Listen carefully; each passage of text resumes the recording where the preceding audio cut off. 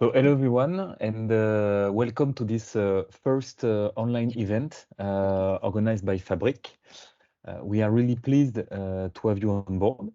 So my name is Thomas, and I will be your host for this moment.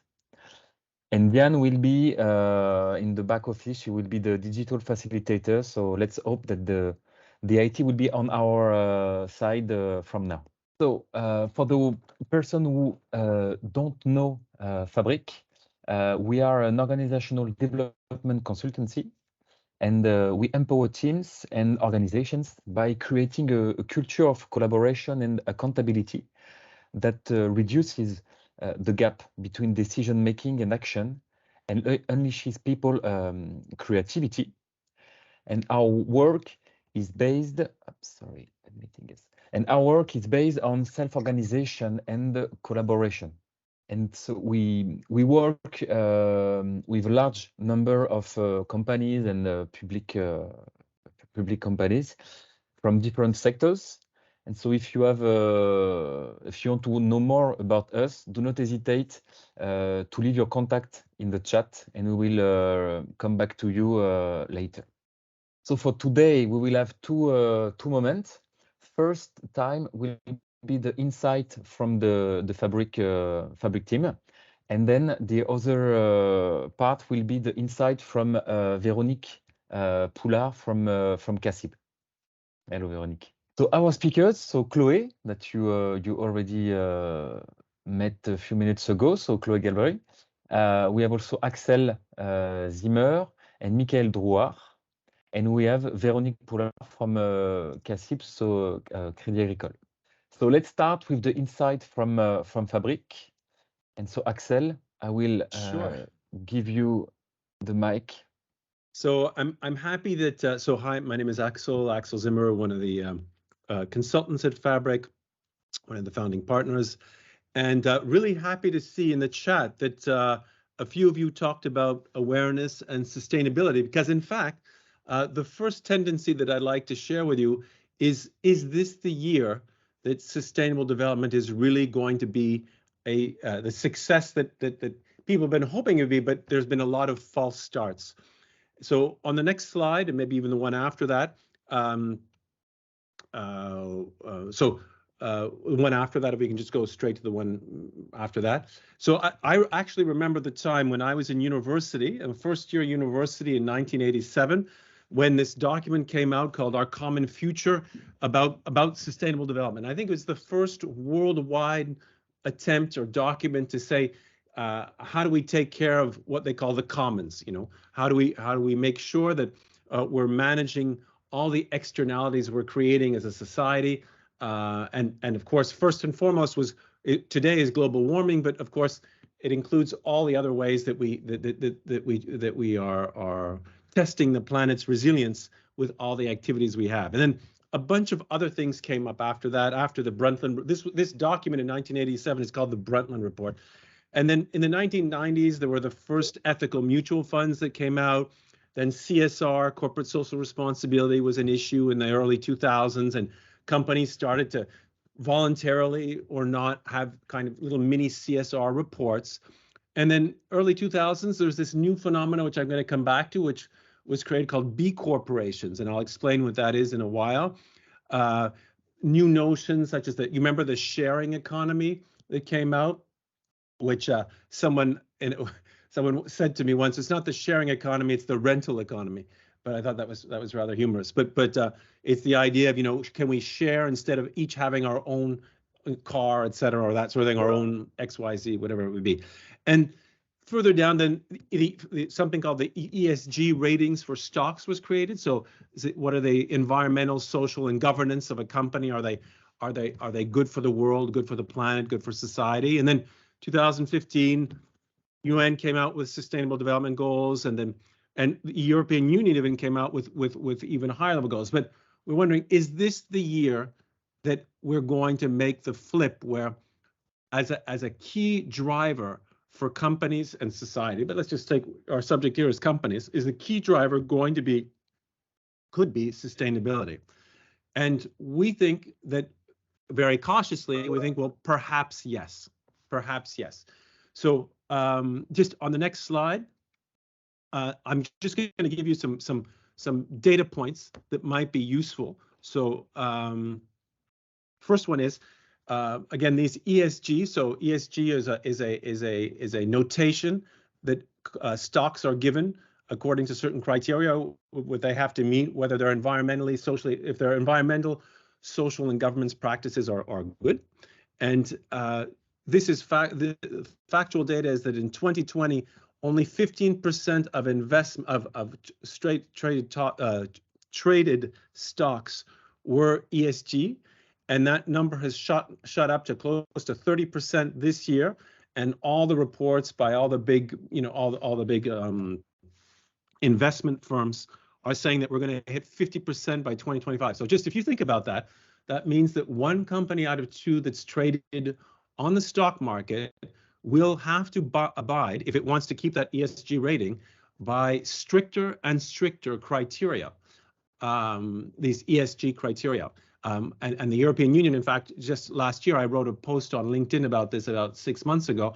The European Union even introduced an even more stricter definition for European companies for what it means to be ESG. So that's a first data point that's saying, well, maybe something is changing. And just before we go forward, why is this important? Why are we talking about sustainability? Well, because as soon as a company decides that sustainability is an issue, then what follows is a complete cultural revolution in the company, a change in strategy, a change in operating model. And these are things we're beginning to see with our clients, and maybe we can go into that in Q&A later on. But it means that if the flip is really happening this year, it means that companies are going to have to rethink their whole organizational development, and they're going to have these huge transformation programs to meet the goals that they're setting for themselves. So that's why this topic is so important. And I'm just going to show you on a couple of other slides. I promise there won't be too many. This one shows the top 164 greenhouse gas emitters that are traded companies. And I just want to bring your attention to those. Well, you can either look at the green bars on the bottom left or the red bars on the a little bit to the right. And you can see that over the last couple of years, because the numbers are, it's not very clearly written, you can see them in gray, each bar represents a year. So the first bar is 2021, the middle bar is 22, and the first bar is 2021, the second bar is mid-2022, and the third bar is end of 2022. So we can see there's this huge acceleration of companies who have officially said that they have a net zero greenhouse gas emission by 2050. And you can imagine what that means in terms of transformation for a company's activity, especially if it's not in the service industry. On the following slide, we have a bit more detail, but actually I'd like to go straight to the next one after that. If you could just go straight to the third one. And this third one is really about medium-term goals. And we see that in terms of have they begun to put this in their strategic plans? And the number is much lower than you saw, because the first one was saying we commit to being net zero by 2050. This slide says we've actually put this into our operational strategic plans. So the number is going up slowly from 13, as you see, percent in 2021 to 20%, but maybe we're witnessing something that is going faster and faster. So I will hazard a guess for our conversation together that perhaps we are witnessing, because of commitments to 2050, we are witnessing this shift where this will mean all kinds of organizational transformation in order to make this happen. And last but not least, another slide about this topic. You can click one more time. So here we have the commitments to being net zero by sector. And so very interestingly, again, this is commitments to 2050. This isn't we've put this into our operating model for the next 3 or 4 years, huh? But still, you can see, I mean, it's 71% oil and gas, 32% the steel industry, very polluting and very difficult to decarbonize. And food and beverage, like Pepsi, Nestle, all these big companies, are 75%. So, I mean, these are all, these indicators say, well, maybe, you know, and all this has happened in the last 2 years. So maybe this is the year where in organizational transformation, they're going to have to make these huge shifts in operating model. And I'd like to just end with one other slide, which is about B Corp. So I mentioned in the beginning, there's this, I don't know how many of you are familiar with what B corporations are. B corporations is a certification program for companies of all sizes and all industries. Yes, it is refreshing to get a positive thing on this topic because the world can sometimes be a bit depressing. Huh? The B corporations are companies that have a certification on a list of very complex criteria. I think there are over 200 different criteria divided into categories. And the baseline of being a B corporation is saying not just the best in the world, but the best for the world. And B corporation has, and there are very big companies such as Patagonia that you may have heard of, the clothing company is B Corp. Danone is now on the way to being, I think they're 70% B Corp today, and they hope that they will get the full certification for the remaining divisions by 2025, 26. And it's and there's a bunch of other companies in all different sectors that are B Corp. And what's really interesting, if you look at those numbers on the screen, you can see that in the world the numbers, the graph is asymptotic. Huh? It's getting faster and faster. But in France, it's insane. I mean, 2021 there were 52 companies that had the B Corp certification, and a year later, I can't really read the number, but we're more than double the amount. So we're in a process of doubling.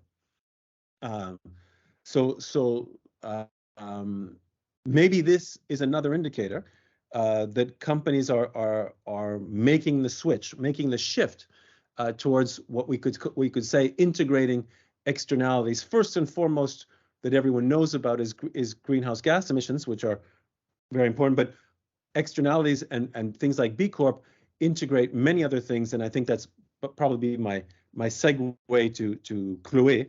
It also, B Corp also integrates issues such as employee practices, all the social issues and societal issues within the company, and employee well-being and that sort of thing. So, yeah, that's what I just wanted to stimulate for. So wrap up is that maybe there is this external force that's happening that are going to create this big shift in OD, in the field of organizational development in all companies.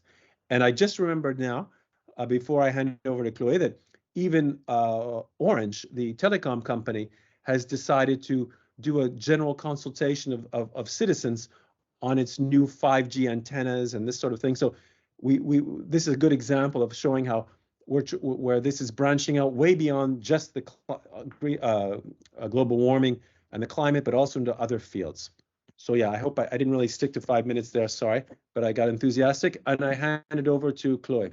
Thank you, Axel, and thank you for sharing that. So with Axel, we talk about the externality and how companies are taking into account the externality on the world and the positive impact on the planet and how it really matters. And now we want to talk a little bit about people inside the company. Axel is talking about company and external impact, and I want to talk a little bit about internal one.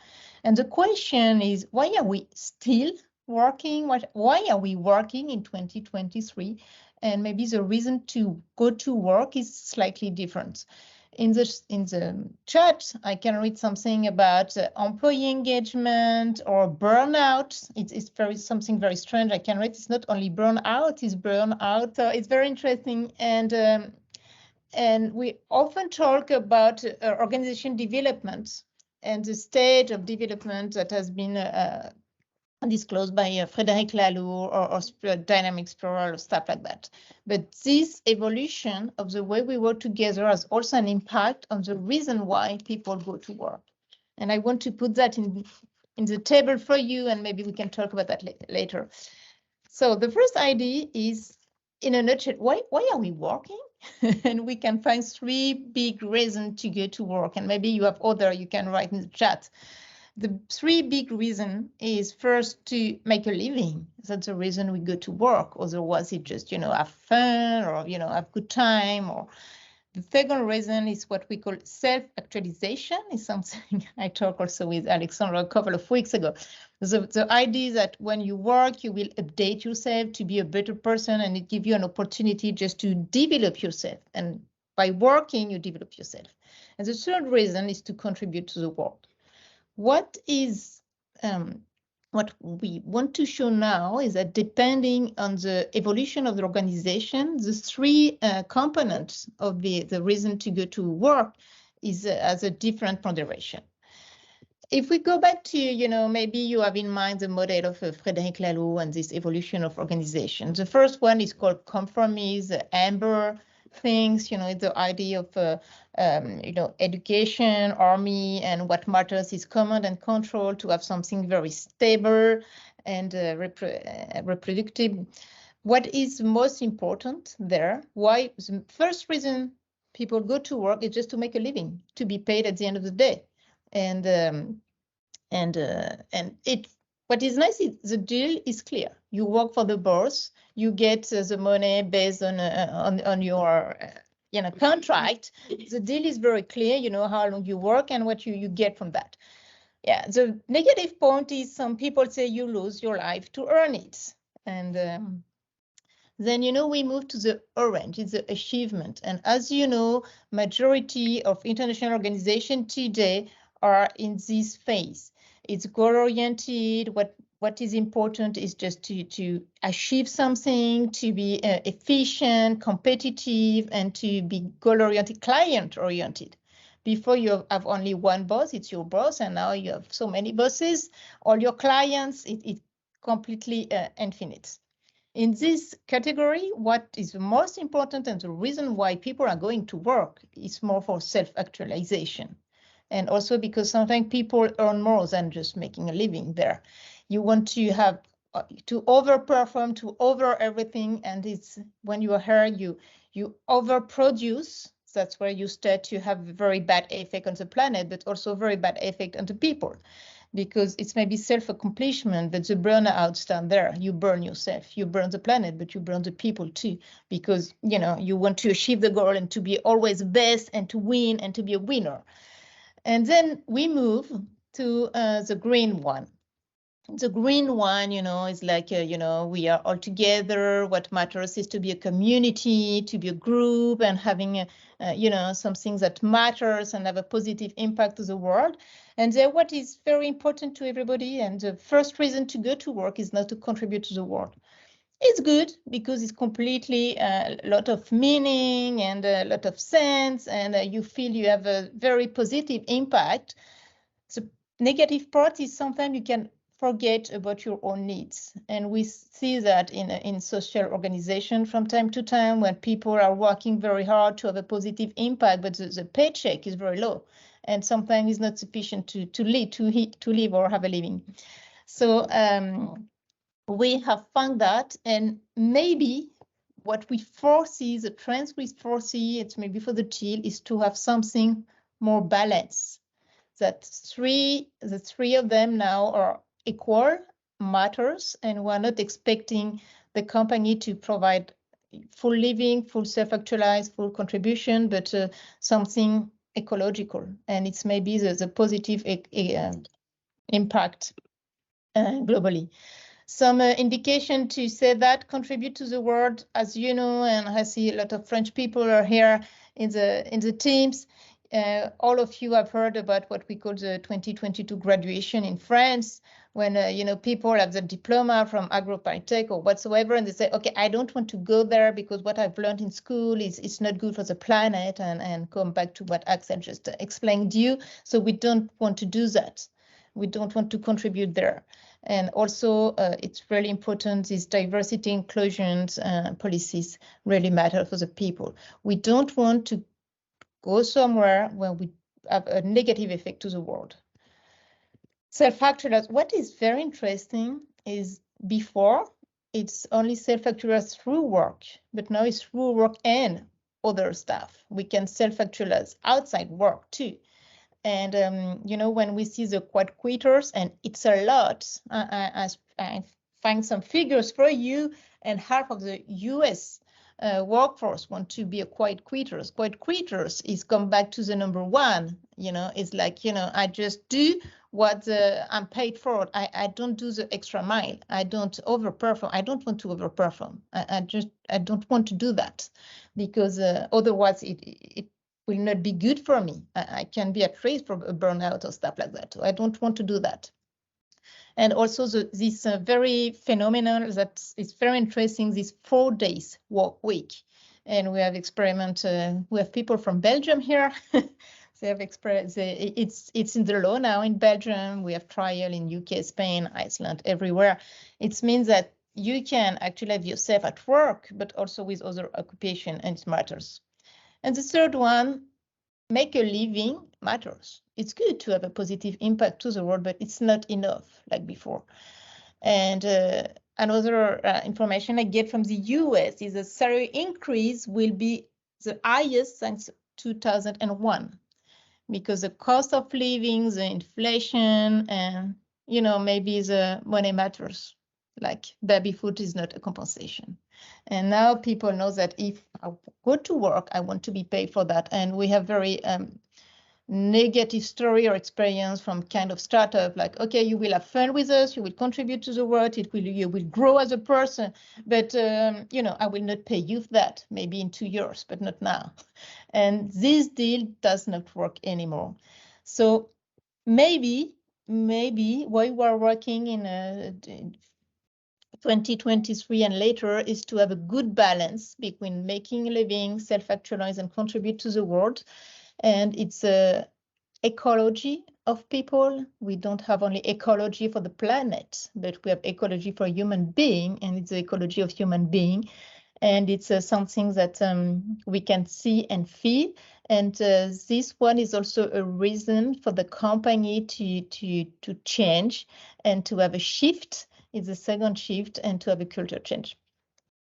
So thank you for listening to me. And now I hand over to Michael for the third part.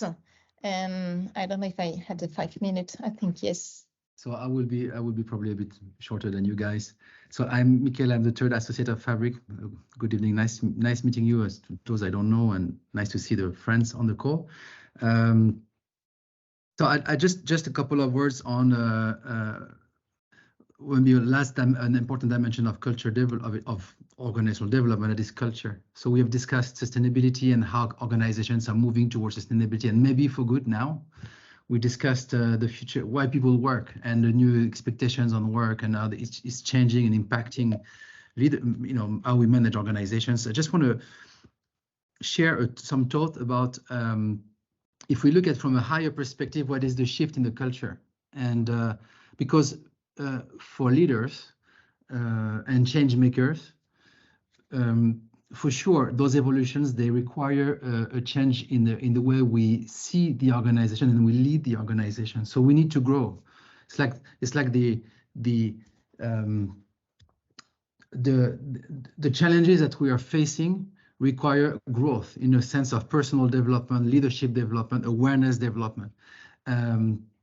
So as if we had to be able to embrace much larger, much more complex challenges. Not as an individual, but as a collective, as an organization. Especially, we need to integrate much more variables, and they are moving faster, and they are not just inside the house. There are so many externalities, so many stakeholders that we need to integrate. So what does it mean? And if we just put a few words, what is this paradigm shift that we're in? So let's just like to propose an idea, and that's not my idea, it's an idea that is, I think, widely spread, but just to share in this conversation, and before we end up, it's going to also link to you, Véronique. So probably we're in a shift towards a culture of interdependence from a belief system in which we believe we are separate. We throw things away. So because there is here and there is there, and there is a way, and a way is not here, and we are in a way separated. So it's okay to have externalities. It's okay to have things coming out of our production systems because there isn't a way. Somehow it's like an assumption or a deeper belief, and probably a way is the air or the water or the culture or our children or other people in another country. So what we are becoming more aware that there is not a way. We are all interdependent. There is no such thing as something somewhere away from here. We are all one system. So it's the shift from somehow believing that there is us and them, that we are separate, to the understanding that we are one and that we are interdependent. And that shift is very deep because it means that if we want to address the challenges of the systemic challenges, such as the environment for sure, but also we have seen it earlier, we have seen that the economy is interdependent. The 2008 crisis, economic crisis, has already shown us the deep systemic dimension of the economy. The COVID has shown it to us as well. The war now in Ukraine, the energy crisis is showing it to us. So we are deeply so interdependent in the same one system. And so we need a culture, we need an awareness level that embrace this complexity, this idea that we're all interdependent. And we need also leadership models. We need to lead organizations from this level of consciousness. So that is why collective intelligence, that is why the capacity to go across silo and structure work and organize work across silos within the organization, but also with stakeholders outside of the organization as well. We need the tools and the language to do so. And I think that is very much the big why of Fabric. It's the big why of Fabric is to create the management system that enable organization to deal with complexity, to deal with the idea that they are actually interdependent to their ecosystem. And these management systems have been emerging for the last 10, 15 years. You have heard of holacracy, sociocracy, but basically it's a big quest. What is special for Fabric? We're trying to be a bridge, from this old world to a new world, from a world in which we function in the belief that probably we are separate, to the understanding that we are one. So we come up with a leadership management system that is actually workable within a conventional organization, but that brings new ways of working into that conventional organization and brings the skills, the tools, the language, and the method to organize transversality and collaboration across everybody. So that's going to be the example we're going to have, and that in the real world, because the challenge is how do we start? Where do we start now in the real world? And of course, if we bring in a new management system, it's not just to prepare the future of sustainability, but it's also to deal with whatever business challenges that we have today as well. So it's in the real world. And I end here, but the one final part of that is understanding if we are one, if we are interdependent, if we're interconnected. This is true between stakeholders, between people, but also within ourselves, to the inner dimension, to the field of there is a field of our thinking and our action of our conscious mind, but there is a field of our emotions and intuition, and that is also part of it. So this management system that we need to build to prepare the future has to also to do with intuition and emotion, not just intellect. It's not just intellectual. It's just the point I wanted to. It is both. It's both. So I just wanted with that to hand it over to maybe to you, Véronique. Maybe Chloe, you want to introduce Véronique, but because we have here an experience in a real world organization of an organization that is implementing new ways of working based on collaboration, collective intelligence, and transversality, with all the challenges of what's happening in a bank. So Véronique, over to you. Okay. Thank you. Tu m'as mis le micro là? Okay, thank you very much. Okay, you hear me? Okay, I am. Okay, thank you. So first of all, I'm really happy to share with this experience. And you will see that I'm quite frank and I like straight talking. So I will be probably short in my presentation, and I will really welcome all the questions that you can have, okay? So perhaps to start with, I'd like to present a little bit, to give you a short overview of what is Crédit Agricole CIB, which is the corporate and investment banking arm of Crédit Agricole Group, which is the 10th largest banking group worldwide in terms of balance sheet size in 2022. And so I will give you three figures because to revert on what you just said, Chloe, we don't have any baby-foot in CACIB, but we love money, okay? So I will give you three figures. The first one being 5.9 billion euro is our NBI in 2021. 1.7 billion euros is our net income group share in 2021.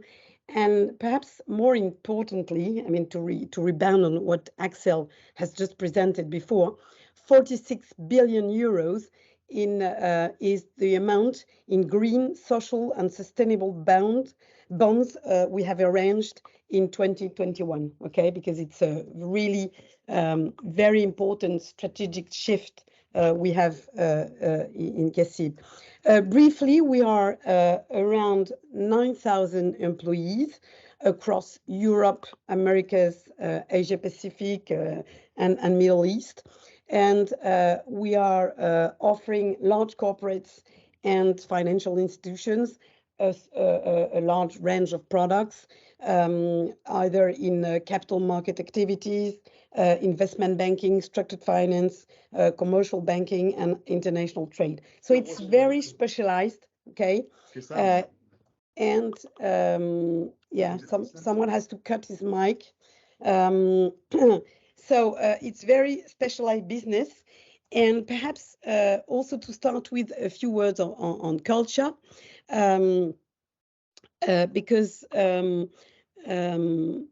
it's really important to understand where we are starting from, all right?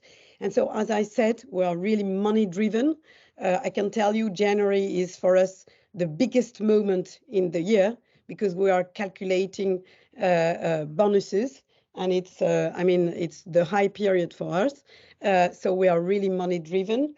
And in terms of culture, I mean, we have for sure within CACIB a very strong DNA, and I was quite surprised myself because I'm a new joiner, I could say, and there is a high level of engagement, of commitment. Okay, people being there for many years and really involved and engaged on a day-to-day basis to the group, to CACIB. Okay. And more importantly, I was quite surprised also to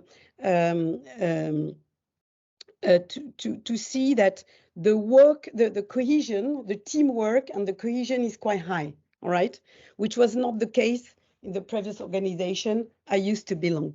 All right. So these two factors or cultural traits are really assets, I mean, to move forward. All right. So so let's talk now about empowerment, the empowerment approach. So the first thing which is really important to have in mind is what I call the source. All right. Where does it come from? All right. Okay, you can say it's very trendy to have an empowerment approach, blah, blah, blah, blah. But where does it come from? And it's very important to understand that. And for the specialists want to understand a bit more, I'm really referring to Peter Koenig's work on the work source. And really, it was the first question I've been asking myself when joining CACIB. So actually, and it's really important to highlight that the source is really the head of the group. Okay, Philippe Brassac himself.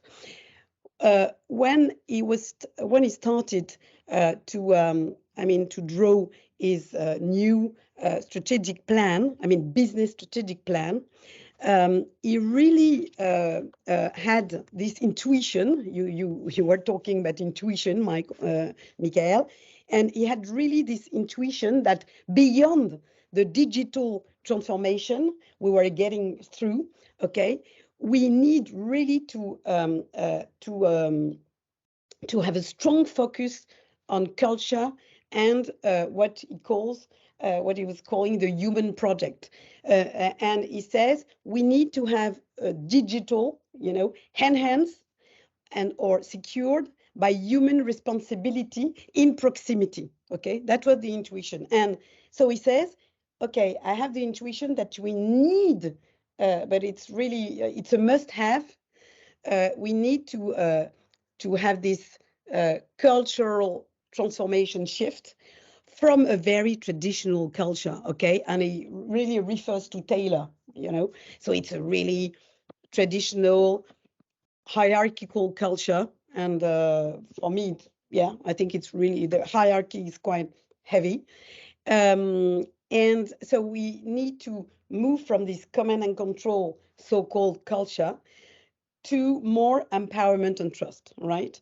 So, what does it mean by that, all right?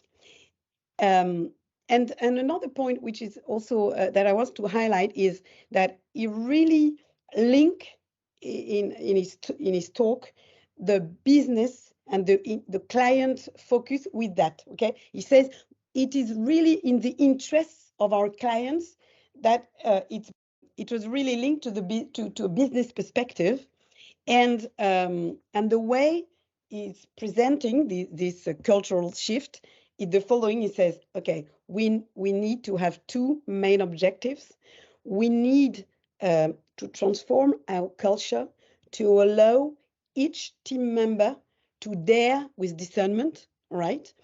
In the interest of our clients, again. And moreover, we need to strengthen collective intelligence, all right? And I think it was a very, very clever intuition, in the sense that for me, you know, if we are really figuring out what is empowerment, I mean, you cannot say to, you know, one team member or another, okay, let's go, take initiative, etc. I mean, you know, if you don't have any framework, you don't have if you don't have any conversation on the right to fail, on the right to try or learn or whatever, and more importantly, if you don't have a very strong team spirit, okay, a collective with very well defined roles and responsibilities, etc., with a solidarity, I mean, you would be foolish to go, okay, and to take the power, okay. So I mean, the two are really linked, and that's why it was a very good intuition to present things like that, there with discernment and strengthen collective intelligence. So that is for the source, okay.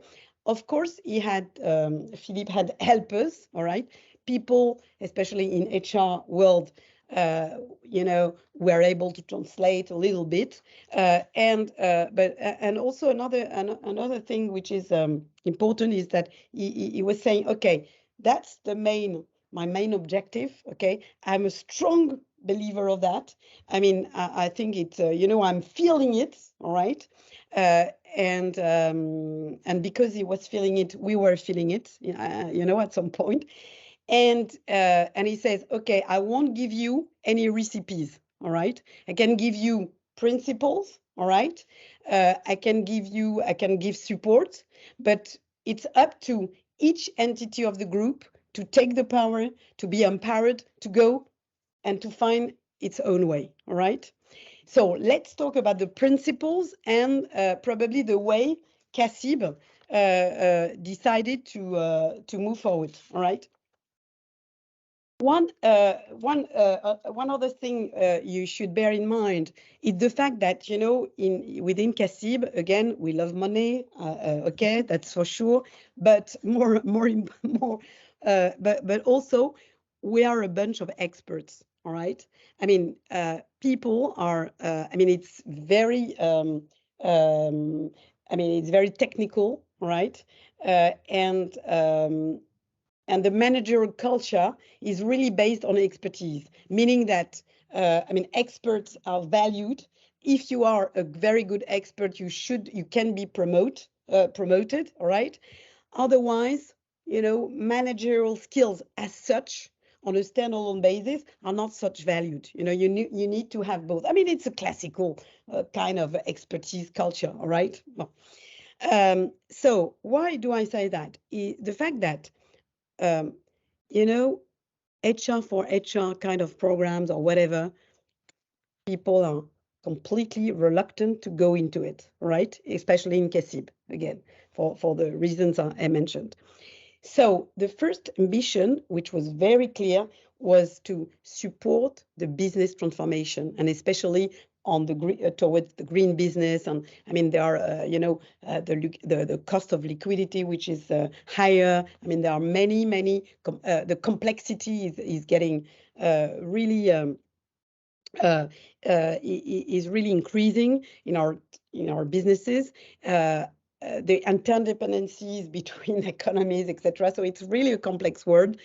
And so it's really the objective of the program is really to support the business transformation and moreover to accelerate, the adoption of new, flexible, hybrid, inclusive, new ways of working, because in parallel, we had this, what we call the new ways of working, with flex offices, smart offices, remote working, etc., etc. And especially with the COVID, it has been very up to date to accelerate on that, right?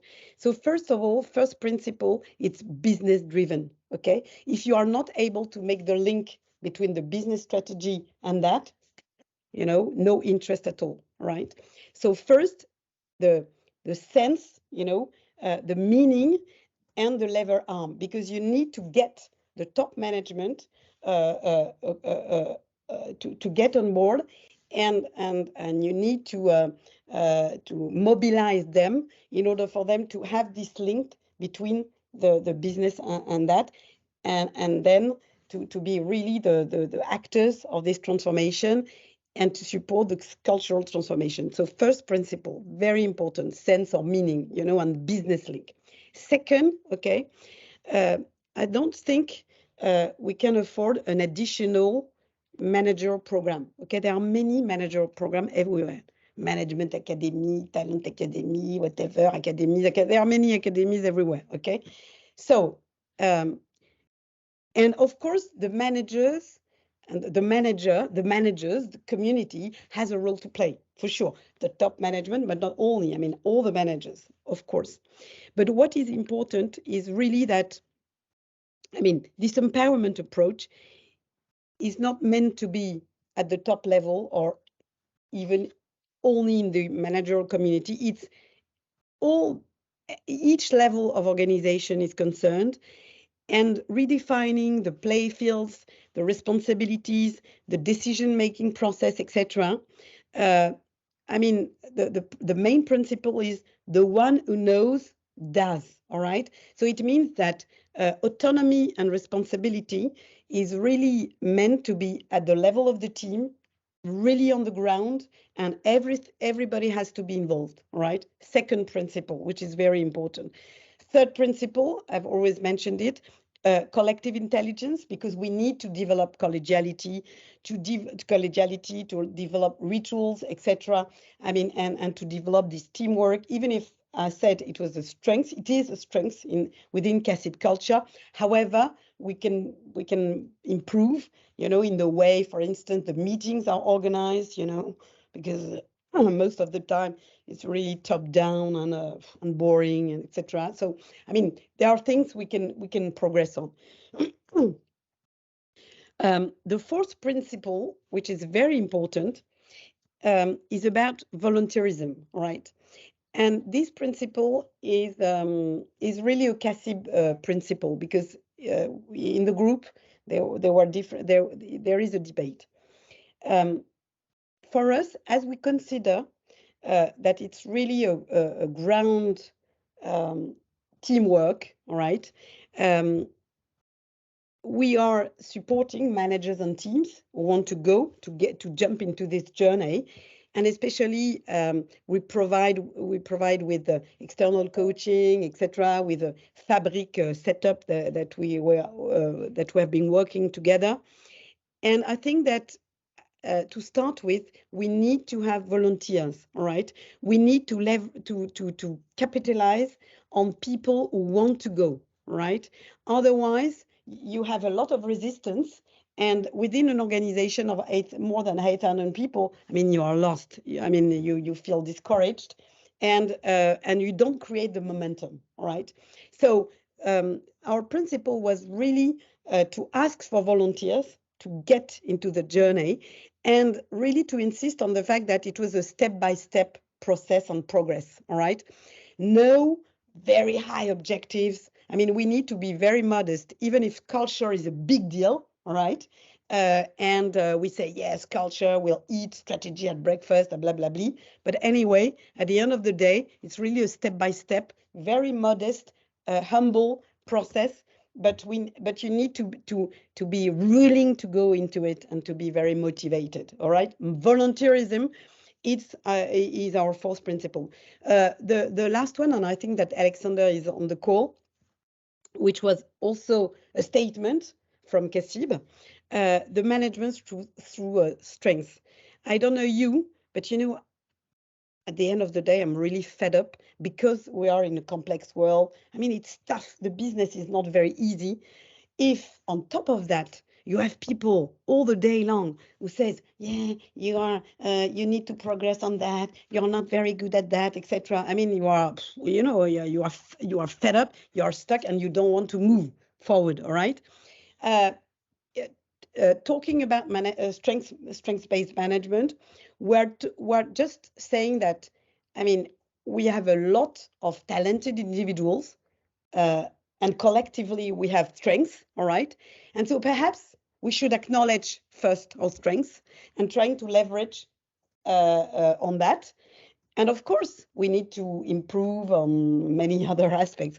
But I think it's really important as a mindset, okay, to acknowledge that we have good things to leverage on. All right. So that were the main principles, and it's very important. I mean to have them in mind. All right, and to rehearse every day.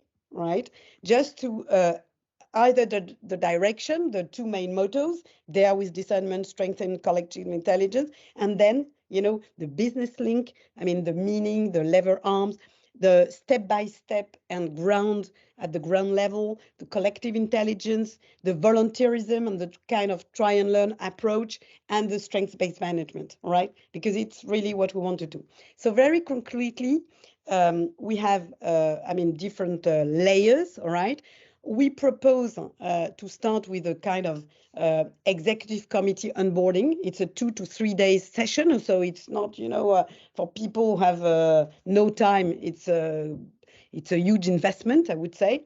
And then we are really, and reverting to what Michael was talking about, we are also dealing with, I mean, emotional intelligence, individual perspective, okay? We're touching also that, because otherwise, I mean, you know, it's not worth moving forward. So we have this kind of individual work, trying to share with others our own purpose, etc. And then we really work on sort of alignment on a collective vision of success. Okay. And then the third part is really, okay, what kind of managerial story do we want to draw? All right. What do we, this shift, okay, which is very, very general for us in X or Y business. What does it mean for us?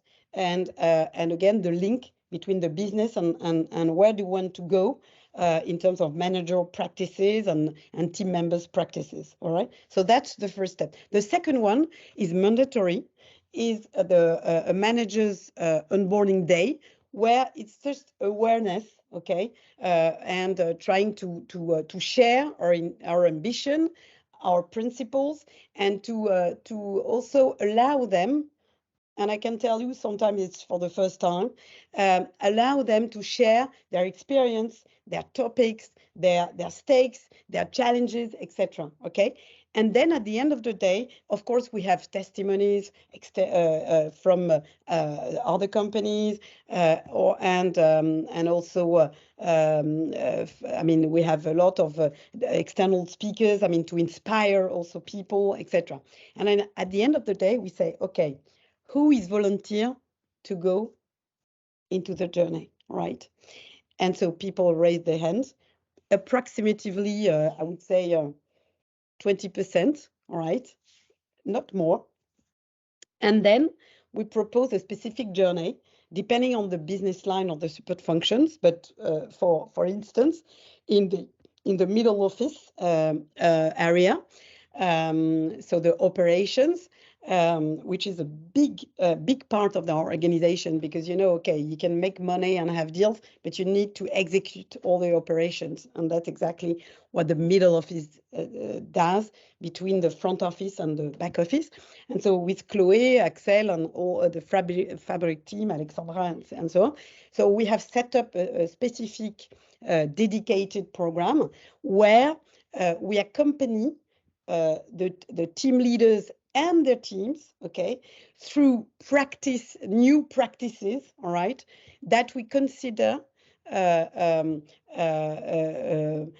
helpful to reinforce collective intelligence, initiative taking, and so empowerment, all right? So these practices are coming from management 3.0 type, I would say, agile world. I mean, all these kind of new managerial practices. So I can give you an example: decision by consent, or new ways of making decisions, or meeting together, etc. So it's very simple, very concrete, and it's through workshops, very very practical, I would say. And then, so it's over a period of, it's 3 months, I think, or 3 to 4 months. And our bet is after 4 months, people were sufficiently skilled to move forward to another step, right? Because again, it's a step by step. What is also very important in our process in that perspective is to have internal facilitators within the teams, all right? And also we have, transversal teams, internal transversal teams who can help. So you need to have relays within the organization. I mean, to anchor in a sustainable way, I would say, these new practices. Okay, so that's the third step, and then. So that's the impulse phase, I would say. And then we have a phase of scale up, all right, where we propose managers workshops to complement what we've done before, all right? So either on delegation, or for instance, on the coaching mode, because there are a bit lot on that. And then we scale up, meaning that we propose to the other managers, those who are not volunteers at a first glance, to go with us towards this journey. And that's exactly what we've been doing in CMO. I mean, we are in the process. And of course, there is a sort of momentum, all right? And it works quite well. So for the moment, we have, we have approximately more than, 1,500 managers all over the world. 600 managers have been involved so far in the program. We have launched around 60 teams, into very concretely on the ground. And we have been embarking, I would say, more than 10 business lines, okay, all support functions. I mean, so the momentum is there. However, the key success factor, and I will conclude on that, the key for me is, of course, the conviction of the leader, of the top leader, all right? It makes the difference, of course. Are you a believer or not? And the second thing is, and it's correlated in a sense, is the fact that people are very, very busy. The bandwidth is quite thin, and so you need to really to be very relevant in the business link, okay, in order for people to understand that it's not a nice to have, but a must have to achieve the business goals they have. Otherwise, it's very difficult to mobilize time and money on that. So that's, you know, the main challenges, all right? And okay, and just perhaps to conclude, and of course, I will answer to any question. I think that I mean, back to when we are talking about culture and all the stakes we have been sharing already. I mean, I'm really a believer, okay? I really, really believe, I mean, deeply, that it will make the difference and that we need to go into that direction, okay?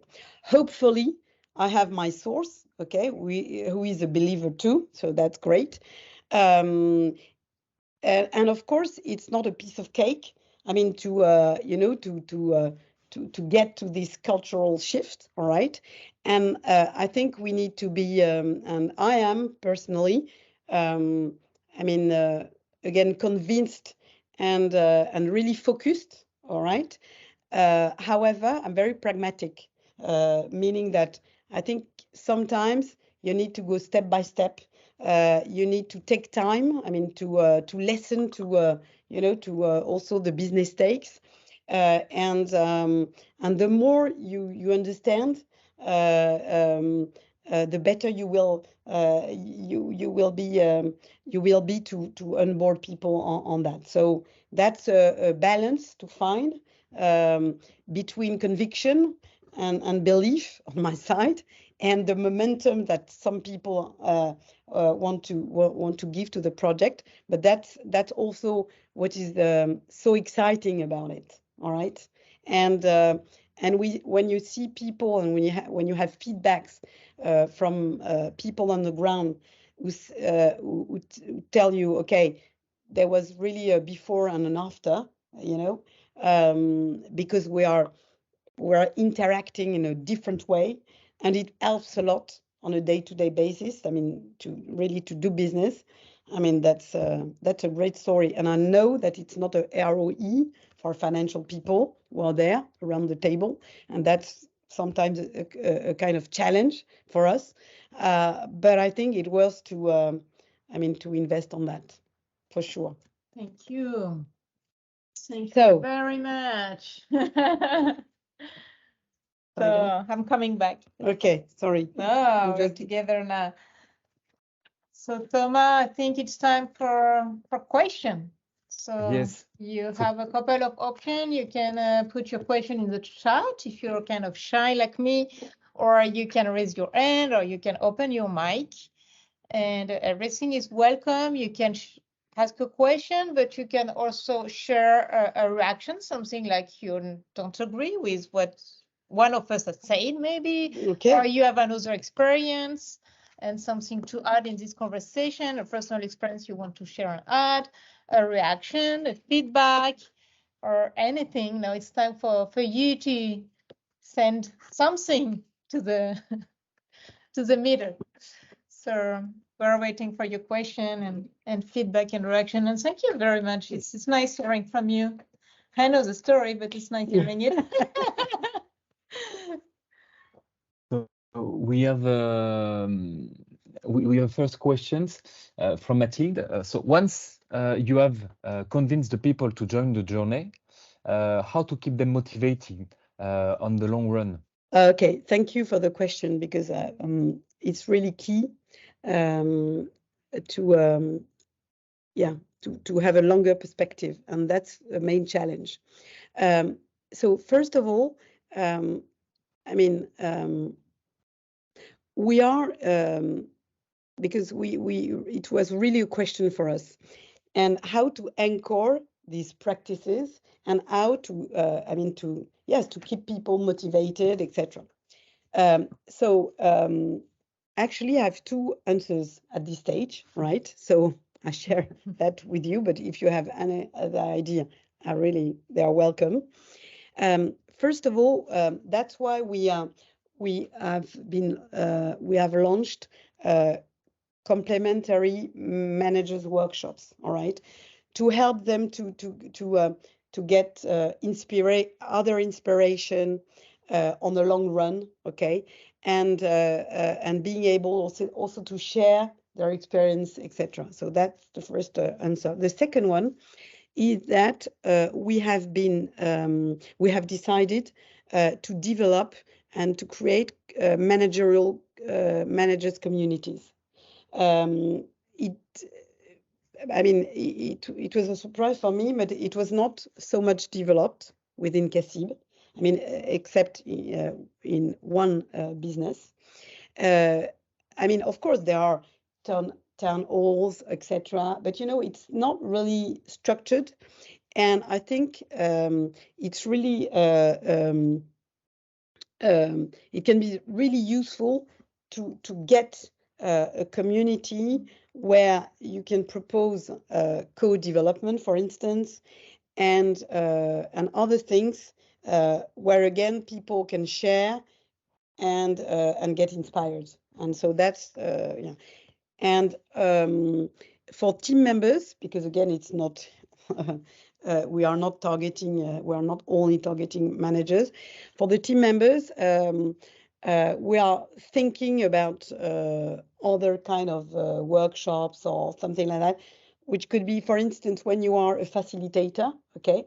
I mean, it's a specific role, and I think you should, on the long run, be supported by that. So that's my answer. Thank you, Mathilde. Thank you, Véronique. I will ask you a question. You mentioned after the impulsion, the scale-up phase. Yeah. And during this phase, have you encountered any obstacles or maybe any problem, or is it let's say easy path?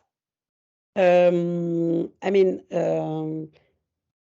every day it's difficult, right? So it's not, I don't know if you want to take, I mean, the scale up is of course difficult as such because it's, you know, because to scale is not an easy game.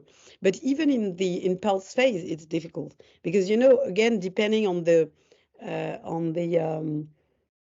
personal engagement of the top leader first, on the maturity of the business, on the business line, on support function, which can be very different, okay, for many reasons. I mean, it is difficult, right? And so, of course, on the scale-up phase, you need to have, as I've already mentioned, you need to find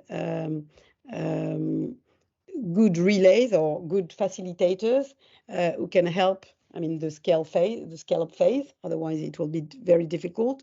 And people, of course, would need to be trained, and you need to get to be sure that they will stay on the program for a long time. You know, which is a challenge as such, because you know people are moving a lot. So that's for sure a kind of difficulty, or at least something that we need to have in mind. Last one from my side.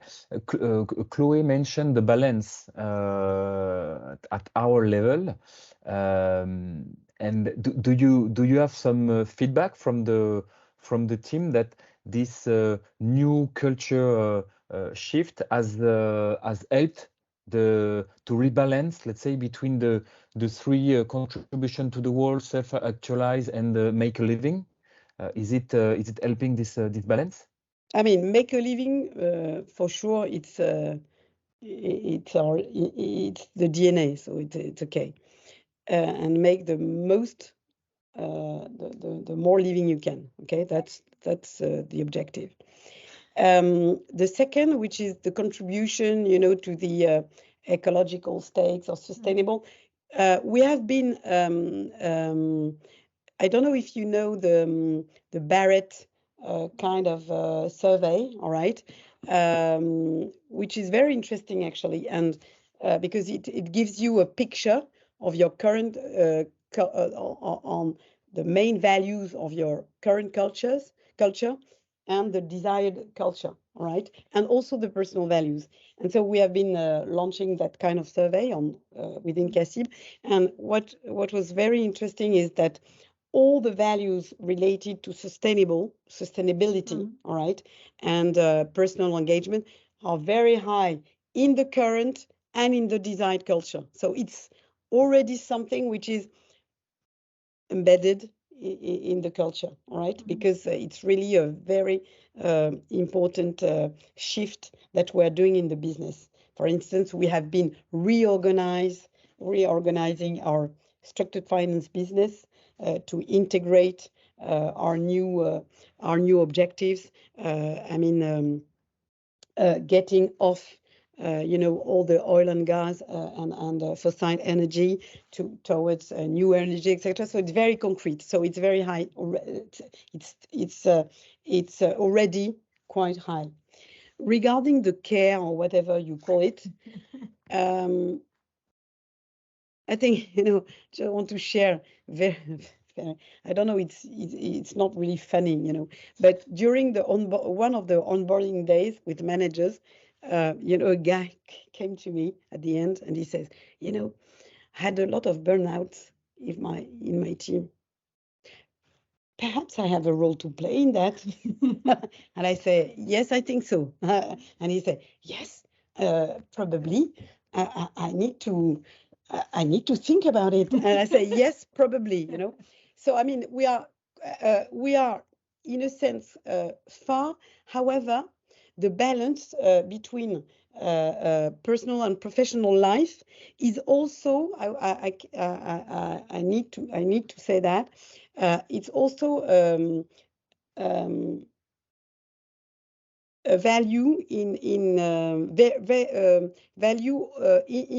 the current culture. I mean, and it's true for me having worked in different organizations that this balance is quite high and quite surprising for me in an investment banking industry. All right, so it's something which appears in the personal values of people and in the car culture, right? And also in the design culture, but it's already more or less there. I mean, we can be probably better, but So I don't know if I answered to the question, because I don't want to say we're perfect and we have the balance, blah blah blah. Not at all, but probably we can progress on that for sure. But we have already the three elements. I don't know exactly the proportions because money again is quite high and as a motivator for many people still, but it is present. And I don't think your model. I mean, probably the model should be adapted depending on the kind of industry you're in. All right, because in the banking industry and especially in the investment banking side, frankly, if you don't have this money stake very high, I don't know how you make money. You are there. Frankly. So I mean, so you need to mitigate a bit, but I think we have the three components of the model at some point. Any other question? You have maybe. Thank you. Yeah, I see a question from Benoit. Have you encountered any difficulties in getting certain managers on board? Yes, yes, Soraya. Thank you very much for the question. Yes, for sure. Okay, I try to give you some, or perhaps to share some anecdotes.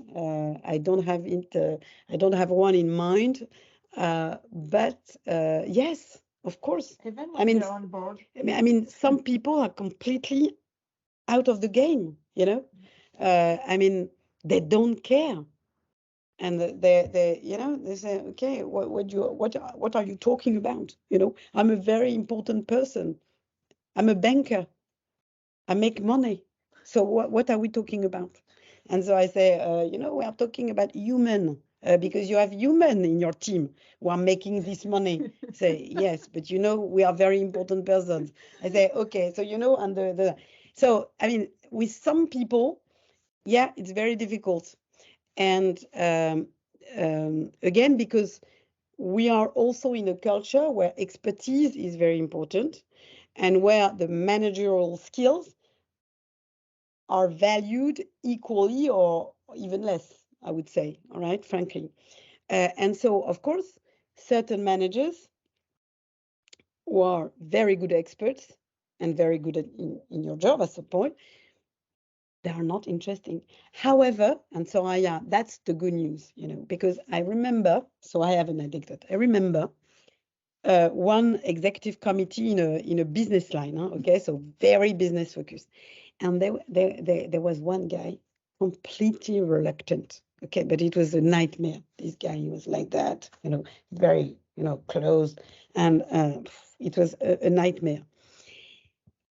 Bref, so we've done the job, with a lot of teamwork, etc. And then, I shared the experience with the executive committee. He was part of the executive committee, this guy, so a top leader. And so I was sharing some insights after the teamworks, because there were approximately 10 teams were in the journey, all right? And the guy, he was really amazed, okay? Because some colleagues, even there were two top leaders who were in, okay? And they were really enthusiastic, and they were saying, yeah, people are getting better, they are feeling very good, etc. And the guy, after, he went to see me, but everybody was out, so we were just he and me. And he said, perhaps I could try something. I said, yes, perhaps. And I said, I think, yeah, it seems interesting. Yeah, why not? So, even some very reluctant managers can get into it, depending on the energy the system is creating, and the kind of momentum you create.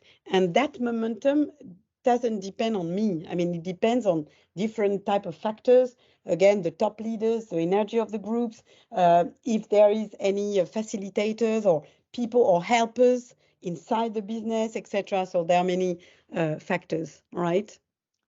What other technologies, Mathilde, apart from the survey on Open Decide, and how important are technologies as part of the process? Technologies, no. We really use this digital platform, which you are mentioning, so Open Decide, which is a great tool, and more than a tool. I mean, it's really a support to have a good conversation within a team, right? Giving you a very precise, and I would say scientific picture on the way the team is functioning. And it's not an assessment, again, it's a picture, all right? And so it's really I think a very good tool, and it's technology. No, and otherwise, we are very, very non-technological and non-digital type of people. I mean, we have a lot of coaches, so it's really about human, and that's it. I would like to thank you very much for being there and having this meeting with us and sharing all your, living experience from rural and developing empowerment in a bank.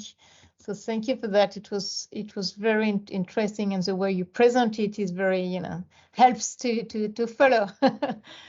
So to keep in touch, before leaving, to keep in touch with Fabric, we have our website, and we have our newsletter. It's the best way if you want to be informed about all the events we have and we will host. We don't have so many, but still. And to keep in touch with Véronique. Yes, of course. Happy to be there. And thank you very much to the Fabric team and all the work and the fun that we have, because for me, it's a very important motivator. Otherwise, it's It's tough. Yeah. Okay, so thank you very much. Thank you.